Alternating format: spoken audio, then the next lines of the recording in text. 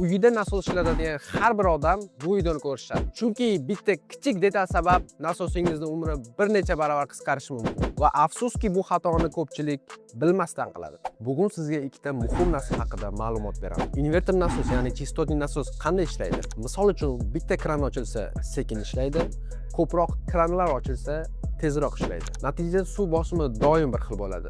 Elektr energiyasi tejaladi va nasos esa ortiqcha zo'riqmaydi. Расширительный бак, ya'ni bosim baki qanday ishlaydi? Birinchi kran ochilganda rashbakdagi suv chiqadi, ya'ni nasos darhol ishga tushmaydi. Agar suvga talab ochsa, keyin nasos ishga tushadi. Natijada kamroq o'chib yonadi, kamroq qiziydi va ancha uzoq xizmat qiladi.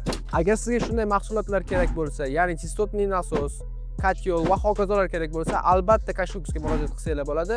Konsultatsiya bepul va hatto o'zimiz bepul yetkazib beramiz. Siz telefon qilsangiz yoki direktdan yozsangiz yoki telefon nomeringizni qoldirsangiz, o'zimiz bog'lanib, tushuntirib, yaxshi takliflarni beramiz.